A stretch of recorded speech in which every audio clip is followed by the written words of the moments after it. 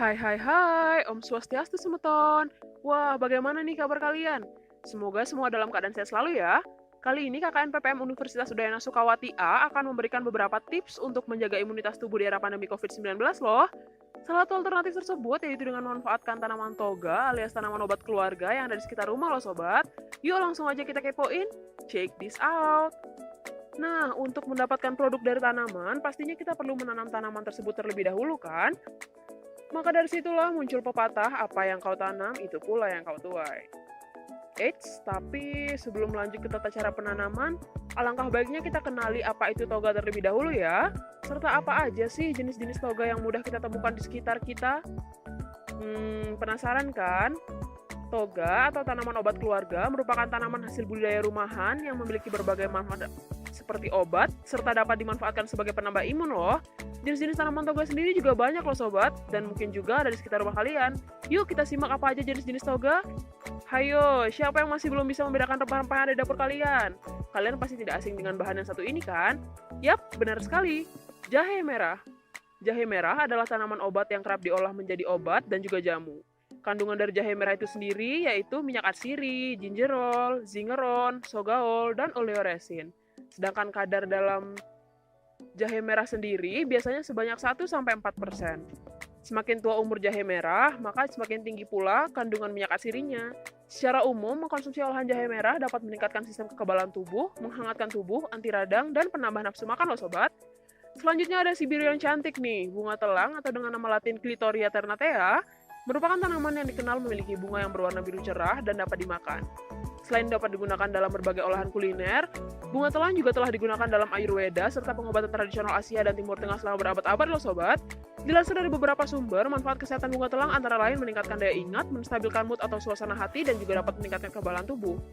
Selain dua tanaman tadi, masih ada lagi loh sobat jenis-jenis tanaman toga, seperti kunyit, temulawak, kencur, daun sereh, dan masih banyak lagi yang lainnya. Setelah mengenal berbagai jenis tanaman toga, langsung aja yuk kita mulai ke proses penanaman toganya. Langkah pertama yang harus kita lakukan yaitu menyiapkan bahan dan alat. Bahan yang digunakan di sini adalah bibit jahe merah, kunyit, daun sereh, dan tanaman telang. Sedangkan alat yang digunakan yaitu cetok dan alat penyiram. Setelah menyiapkan alat dan bahan, langkah selanjutnya adalah menyiapkan lahan kosong di sekitar rumah kita ya sobat. Jika tidak ada, kalian bisa memakai alternatif dengan menanamnya di polybag atau di dalam pot ya. Setelah itu, gunakan tanah subur sebagai media tanam agar tanaman kamu nanti dapat tumbuh dengan baik. Langkah selanjutnya yang harus kita lakukan adalah lubangi tanah yang akan ditanami, menggunakan cetok dan masukkan bibit ke dalam tanah. Setelah itu, tutup kembali tanah yang sudah dilubangi tadi sampai bibit tertutup semuanya ya. Jangan lupa disiram ya sobat, agar tanaman kamu nanti tidak mati. Tips untuk merawatnya juga gampang banget, yaitu dengan cara menyiram tanaman tersebut selama 2 hari 1 kali agar tanah tidak kering dan mempermudah akar tumbuh. Eits, sepertinya bakalan kurang lengkap nih kalau tidak ada tata cara pengolahannya juga.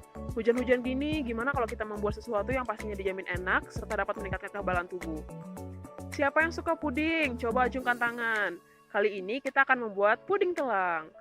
Untuk membuat puding telang, bahan-bahan yang kita perlukan yaitu bunga telang, susu, bubuk puding, dan madu secukupnya. Langkah pertama yang harus kita lakukan yaitu menuangkan susu ke dalam wajan.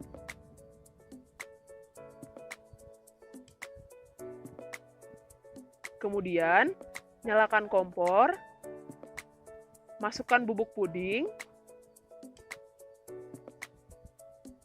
lalu aduk hingga merata.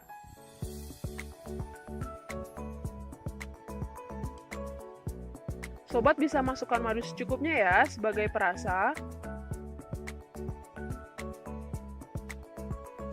Kemudian aduk kembali dan masukkan bunga telang. Aduk-aduk.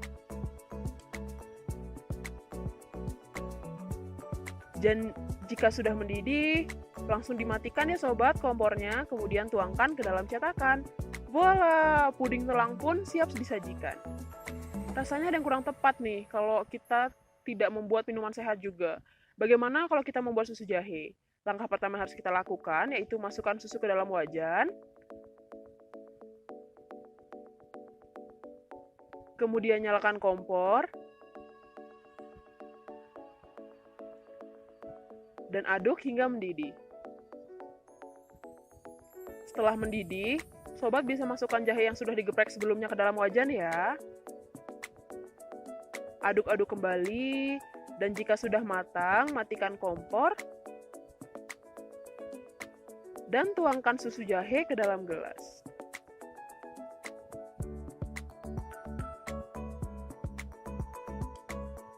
Oh iya, sebagai penambah rasa, sobat bisa menggunakan madu ya. Gunakan sesuai selera. Aduk-aduk. Dan tara! Susu jahe sudah jadi dan siap untuk dinikmati. Ini dia, puding telang dan susu jahe. Gimana? Pasti enak kan? Makan dan minum minuman yang menyehatkan saat cuaca seperti ini? Nah, sekian dulu ya info hari ini. Semoga bermanfaat semuanya. Stay safe. Dah.